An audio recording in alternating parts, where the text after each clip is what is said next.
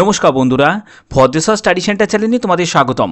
তোমাদের জন্য দারুণ একটি সুখবর, আবার একটি নতুন নিয়োগ বিজ্ঞপ্তি প্রকাশিত করা হয়েছে ইন্ডিয়ান রেলওয়ের তরফ থেকে, যেখানে তোমাদের যে শূন্যপদে নিয়োগ করা হচ্ছে এই শূন্যপদে তোমাদের আবেদন করতে গেলে অবশ্যই তোমাদের যোগ্যতা যেটি প্রয়োজন সেটি হচ্ছে মাধ্যমিক পাস যোগ্যতা। এখানে মাধ্যমিক পাস যোগ্যতা প্রয়োজন এবং 18 থেকে 40 বছরের মধ্যে তোমার বয়স হতে হবে।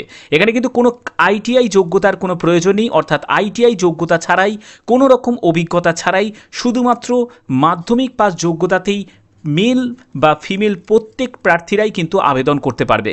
আবেদন করার জন্য সম্পূর্ণ প্রসেস তোমাদের এই ভিডিওর মাধ্যমে দেখাবো। প্রতিটি তথ্য খুবই গুরুত্বপূর্ণ, তার জন্য স্টেপ বাই স্টেপ দেখো, কমপ্লিট ইনফরমেশন শুধুমাত্র তোমাদের জন্য। আর মূল ভিডিওতে যাওয়ার আগে প্লিজ একটাই রিকোয়েস্ট, চ্যানেলটাকে অতি অবশ্যই সাবস্ক্রাইব করে বেল আইকন অন করে রাখবে। তো চলো মূল ভিডিওতে চলে যাচ্ছি। তো বন্ধুরা, আমি পিডিএফটা ওপেন করে নিয়েছি। তো এখানে তোমরা দেখতে পাচ্ছ যে তোমাদের যেটা বলা হচ্ছে, the applicant should not be under 18 years age, অর্থাৎ 18 বছরের কম বয়সের প্রার্থীরা কিন্তু এখানে অ্যাপ্লাই করতে পারবে না। তোমাদের বয়স 18 বছরের ঊর্ধ্বে হতে হবে। এখানে ঊর্ধ্বসীমা কিন্তু মেনশন করা নেই, তবে 18 থেকে 40 বছরের মধ্যে তোমার যদি বয়স হয়ে থাকে তাহলেই তোমরা কিন্তু আবেদন করতে পারবে। পরবর্তী যেটি বলা হচ্ছে সে ক্ষেত্রে তোমাদের এখানে মাধ্যমিক পাস যোগ্যতা প্রয়োজন, অর্থাৎ এখানে ন্যূনতম যোগ্যতা হচ্ছে মাধ্যমিক। তোমার যদি হায়ার কোয়ালিফিকেশান থাকে আবেদন করতে পারো, বাট মাধ্যমিক যোগ্যতা থাকলেই কিন্তু এখানে অ্যাপ্লাই করা যাবে।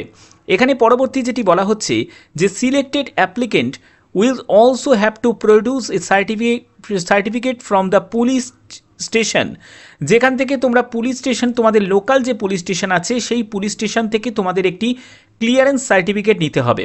এই পুলিশ ক্লিয়ারেন্স সার্টিফিকেটটা কখন লাগবে? যখন তোমরা ফাইনাল ডিভিতে যখন উপস্থিত হবে তখন কিন্তু তোমাদের প্রয়োজন হবে। এখানে এটার জন্যই তোমাদের চাওয়া হচ্ছে যে তোমাদের কোনো রকম ক্রিমিনাল কোনো রেকর্ড নেই বা কোনো ক্রিমিনাল কেসের সঙ্গে তুমি যুক্ত নও বা পেন্ডিং কোনো রকম কেস তোমাদের এগেনস্টে নেই। তো সেটার জন্য কিন্তু এই পুলিশ ক্লিয়ারেন্স সার্টিফিকেটটা প্রয়োজন হবে যখন ডিবি হবে। পরবর্তী যেটি বলা হচ্ছে যে STBA and his her nominated agent should not be ex railway staff, অর্থাৎ যারা এক্স রেলওয়ে স্টাফ আছো তাদেরকে রিমুভ করা হয়েছে বা ডিসমিস করা হয়েছে ফ্রম সার্ভিস থেকে কোনো রকম খারাপ কাজের জন্য, তারা কিন্তু এখানে অ্যাপ্লাই করতে পারবে না। এখানে শুধুমাত্র যারা ফ্রেশার ক্যান্ডিডেট তারাই কিন্তু এখানে আবেদন করতে পারবে। এটা একদম সম্পূর্ণ পরিষ্কারভাবে বলা আছে।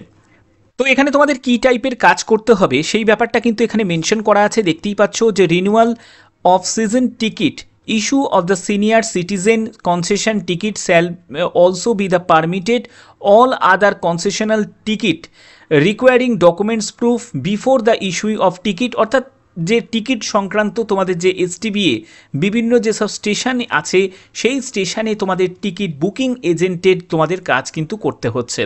এখানে তোমাদের তত্ত্বাবধান বা তোমাদের সম্পূর্ণ এই ব্যাপারটাকে তোমাদের সুপারভাইজারি যে করবে সেটা হচ্ছে তোমাদের station master, assistant station master, তাদের মাধ্যমে কিন্তু তোমাদের পুরো ব্যাপারটা কিন্তু পরিচালিত হবে। তাদের মাধ্যমেই, কারণ তারা কিন্তু এই ব্যাপারটা পর্যবেক্ষণ করবে যে তোমরা ঠিকঠাক করে কাজ করছো নাকি। এখানে কোনো রকমভাবে যদি তোমাদের কাজের মধ্যে যদি কোনো রকম ভুল ভ্রান্তি বা পরবর্তী জায়গায় যদি কোনো রকম অপ্রীতিকর কিছু যদি ঘটনা ঘটে বা তোমার দ্বারা যদি কোনো রকম কাজের যদি ব্যাঘাত ঘটে তাহলে কিন্তু পরবর্তী সময় কিন্তু তোমাদের কাজ থেকে রিমুভও কিন্তু করে দিতে পারে। তার জন্য সঠিক পদ্ধতিতে তোমাদের কিন্তু কাজগুলোকে কমপ্লিট করতে হবে। এখানে দেখো যে তোমাদের আবেদনপত্র কোথায় জমা করতে হবে। এখানে যেটা বলা হচ্ছে, duly field in the application seal cover with the name of the serving station, full address, applicant address, senior divisional commercial manager, অর্থাৎ এসডিসিএম যে বিল্ডিং আছে ইস্টার্ন রেলওয়ে হাওড়া যাত্রী নিবাস বিল্ডিং 3rd ফ্লোর হাওড়া 71101, এই যে ঠিকানাটা দেখতে পাচ্ছ এই ঠিকানায় তোমাকে ড্রপ বক্সে গিয়ে জমা করে আসতে হবে। এখানে তোমাদের আবেদনপত্র জমা করার জন্য যে ডেট যেটা শুরু হয়েছে 27শে আগস্ট থেকে এবং তোমাদের 20 সেপ্টেম্বর হচ্ছে আবেদনের লাস্ট ডেট। তোমাদের হাওড়া স্টেশনে যাবে, সেই হাওড়া স্টেশনে যে ডিসিএম বিল্ডিং আছে সেই ডিসিএম বিল্ডিংয়ে গিয়ে কিন্তু তোমাদের জমা করতে হবে। সেখানে কমার্শিয়াল ডিপার্টমেন্টে গিয়ে জমা করবে। এখানে তোমাদের 11টা থেকে বিকেল 5টা পর্যন্ত তোমাদের এভরি ওয়ার্কিং ডেজ কিন্তু তোমাদের টাইম থাকবে। মাথায় রাখবে যে যদি তোমাদের 20 সেপ্টেম্বরের পরে যদি তুমি এই অ্যাপ্লিকেশন ফর্মটা জমা দিতে চাও তাহলে কিন্তু এখানে অ্যাপ্লিকেশন ফর্ম কোনো রকমভাবে রিসিভ করা হবে না। ওকে, তো এবার দেখো যে তোমাদের কিভাবে ফর্মটা ফিল আপ করবে। ফর্মটা ফিল আপ করার জন্য প্রথমত তোমাদের স্টেশনের নাম এখানে উল্লেখ করতে হবে। এখানে তোমাকে একটি পাসপোর্ট সাইজের ছবি লাগিয়ে তারপরে এখানে সই করে দিতে হবে। এখানে তোমাদের যেটা দিতে হবে সেটা হচ্ছে তোমাকে নেম অফ দ্য অ্যাপ্লিকেন্ট, অর্থাৎ তোমার নাম এখানে ক্যাপিটালে লিখবে, ফাদার বা হাজব্যান্ডের নেম লিখবে, date of birth with proof, অর্থাৎ বুঝতে পারছো এখানে কিন্তু ডেট অফ বার্থের সার্টিফিকেট লাগবে, না হলে তোমাদের মাধ্যমিকের অ্যাডমিট কার্ড দিলেও কিন্তু হবে, এটা কিন্তু অ্যাটাচ করতে হবে সেলফ অ্যাটেস্টেড করে। তো ডেট অফ বার্থটা তোমাকে এখানে মেনশন করবে, মেল না ফিমেল সেটাকে মেনশন করবে। তোমাদের কোয়ালিফিকেশান কি আছে, যদি তোমার মাধ্যমিক শুধু কোয়ালিফিকেশান থাকে তাহলে মাধ্যমিক দিয়ে ছেড়ে দিতে পারো, অথবা তুমি চাইলে হায়ার কোয়ালিফিকেশানও কিন্তু এখানে মেনশন করতে পারো, তোমার যা ইচ্ছা। এরপরে তোমাদের বলা হচ্ছে যে রেসিডেন্সিয়াল সার্টিফিকেট, এই রেসিডেন্সিয়াল সার্টিফিকেট কোথা থেকে পাবে? District magistrate, additional district magistrate, sub district magistrate, block development officer বা তহসিলদারের কাছ থেকে তোমরা কিন্তু এই রেসিডেন্সিয়াল যে সার্টিফিকেট সেটা কিন্তু পেয়ে যাবে, সেটাকে কিন্তু অ্যাটেস্টেড করার সার্টিফিকেট, সেটাকে তোমাকে এর সঙ্গে অ্যাটাচ করতে হবে। Experience in similar type of business, অর্থাৎ তোমাদের যদি এই কাজের যদি কোনো অভিজ্ঞতা থাকে সেটা মেনশন করতে পারো, যদি না থাকে তাহলে এই জায়গাটা ফাঁকা রাখতে পারো বা NIL বলে লিখে দেবে, কোনো অসুবিধা কিন্তু হবে না। এর পরবর্তী কি বলা হচ্ছে? পরবর্তী বলা হচ্ছে যে whether the applicant has been engage as STBA any other station, অর্থাৎ তুমি কি অন্য কোনো স্টেশনে কর্মরত আছো? যদি বর্তমানে কর্মরত থাকো তাহলে সেই স্টেশনের নাম তোমাকে এখানে উল্লেখ করতে হবে, যদি না থাকো তাহলে এই জায়গাটাও ফাঁকা রাখতে পারো, NIL বলে লিখে দেবে। ওকে, তারপরে হচ্ছে কি লাগছে? সার্টিফিকেট অফ ক্লিয়ারেন্স, যেটা ক্রিমিনাল কেস, তোমার নামে কোনো ক্রিমিনাল কেস আছে নাকি তার জন্য লোকাল পুলিশ স্টেশন থেকে এই ক্লিয়ারেন্স সার্টিফিকেটটা কিন্তু তোমাকে নিয়ে নিতে হবে। It may be submit before engagement also, অর্থাৎ তোমাদের যখন তোমরা ফাইনাল নিয়োগ হবে তখন কিন্তু এটা প্রয়োজন তোমার হবে। এরপরে তোমার আধার কার্ড, ভোটার কার্ড বা any other photo identity card, সেটা কিন্তু তোমাদের গভর্নমেন্ট অফ ওয়েস্ট বেঙ্গল হোক বা গভর্নমেন্ট অফ ইন্ডিয়া হোক, যে কোনো তোমাদের আইডি প্রুফ কিন্তু এখানে অ্যাকসেপ্ট করা হবে। যে কোনো একটি আইডি প্রুফ মেনশন করবে এবং তার ডেটটা মেনশন করবে এবং সঙ্গে অ্যাটাচ করে দেবে। এরপরে সবথেকে বেশি প্রয়োজনীয় সেটা হচ্ছে কন্ট্যাক্ট নাম্বার, অর্থাৎ মোবাইল নাম্বার তোমাকে এখানে বসাতে হবে। এরপরে তোমার নাম্বার অফ এনক্লোজার্স, অর্থাৎ কতগুলো ডকুমেন্টস তুমি দিচ্ছ, 4টে 5টা 6টা, যতগুলো ডকুমেন্টস তুমি অ্যাটাচ করছো ততগুলো ডকুমেন্টসের সংখ্যায় তোমাকে এখানে মেনশন করতে হবে। এর পরবর্তী কি আছে? এর পরবর্তী এখানে হচ্ছে তোমাকে সই করতে হবে। এখানে তোমার প্লেস দেবে, যে প্লেস থেকে তুমি বিলং করছো এবং যে ডেটে তুমি অ্যাপ্লিকেশন ফর্মটা জমা করছো সেই ডেটটা এখানে মেনশন করতে হবে। তো আশা করি এই জায়গাগুলো তোমাদের কাছে ক্লিয়ার। এখানে বেতনের ব্যাপারটা সম্পূর্ণ কিন্তু কমিশন ভিত্তিতে থাকবে, কারণ তোমাদের যে পরিমাণের টিকিট তোমরা সেল করতে পারবে সেই টিকিটের ওপর তোমাদের কিছু পার্সেন্টেজ কিন্তু কমিশন থাকবে। এখানে কত পার্সেন্ট কমিশন থাকবে সেই ব্যাপারটা কিন্তু ক্লিয়ার করা আছে, যেখানে তোমরা দেখতে পাচ্ছ যে স্ল্যাব 1-এর ক্ষেত্রে দেখো 1 টাকা থেকে 20,000 টাকার টিকিট সেলের ওপর 25% তোমাদের কমিশন থাকবে। 20,000 1 টাকা থেকে 1 লাখ টাকার ওপরে তোমাদের 15% তোমাদের কমিশন থাকবে।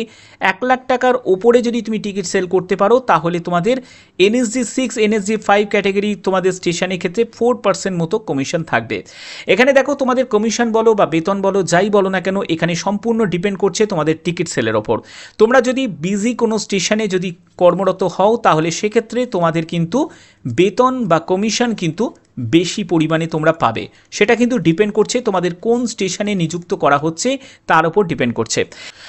তো এখানে তোমাদের যে নিয়োগটি করা হচ্ছে সেটা কিন্তু তোমাদের 1 বছর তোমাদের এই কন্ট্যাক্ট পিরিয়ডটা তোমাদের থাকছে।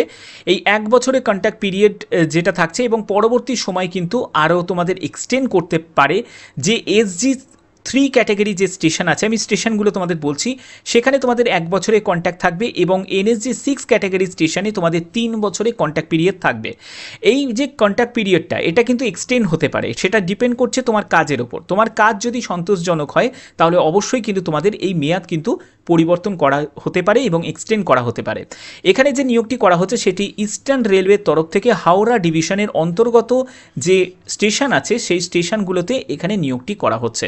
কোন কোন স্টেশনে নিয়োগ করা হচ্ছে তো দেখে নাও যে তোমাদের কোন কোন স্টেশনে নিয়োগ করা হচ্ছে। এখানে SG 3 যে স্টেশন আছে যেটা হচ্ছে কারজানা, কারজানা স্টেশনে নিয়োগ করা হচ্ছে এবং তোমাদের হরিণ সিং যে এনএসজি 6 স্টেশনে নিয়োগ করা হচ্ছে। এই দুটি স্টেশনে কিন্তু নিয়োগ করা হচ্ছে, যেটা হাওড়া ডিভিশনের কিন্তু অন্তর্গত। অবশ্যই কিন্তু তোমাদের সেইখানকার লোকাল রেসিডেন্ট হতে হবে, তাহলে কিন্তু তোমরা অ্যাপ্লাই করতে পারবে। আর একটা কথা বলে রাখি, তোমরা কিন্তু অবশ্যই তোমাদের যে নিয়ারেস্ট স্টেশনের নাম কিন্তু উল্লেখ করবে। যখনই তোমাদের নিয়ারেস্ট স্টেশনে কোনো বিজ্ঞপ্তি যখনই প্রকাশিত হবে, অবশ্যই আমার চ্যানেলের মাধ্যমে তোমরা সবার আগে সেই ইনফরমেশন পেয়ে যাবে। তার জন্য অবশ্যই কিন্তু তোমাদের নিয়ারেস্ট স্টেশনের নাম কিন্তু উল্লেখ করতে ভুলো না, এবং পারলে তোমাদের ডিস্ট্রিক্টের নামটাও কিন্তু তোমরা উল্লেখ করতে পারো, কারণ সম্পূর্ণ কিন্তু ডিস্ট্রিক্ট ওয়াইজ যেহেতু এই নিয়োগ বিজ্ঞপ্তিগুলো স্টেপ বাই স্টেপ প্রকাশিত হচ্ছে, অবশ্যই তোমাদের নিয়োগের বিজ্ঞপ্তি যখনই তোমাদের জেলা থেকে যখন প্রকাশিত হবে তখন অবশ্যই কিন্তু তোমাদের জানিয়ে দেওয়া হবে। এখানে ইস্টার্ন রেলের তরফ থেকে হাওড়া ডিভিশনের অন্তর্গত যে দুটি স্টেশনে নিয়োগ করা হচ্ছে সেগুলো তোমাদের অলরেডি বললাম। এরকমই কিন্তু বাদবাকি অনেকগুলো স্টেশন আছে, সেগুলোর কিন্তু নিয়োগ বিজ্ঞপ্তি আরও স্টেপ বাই স্টেপ প্রকাশিত হবে।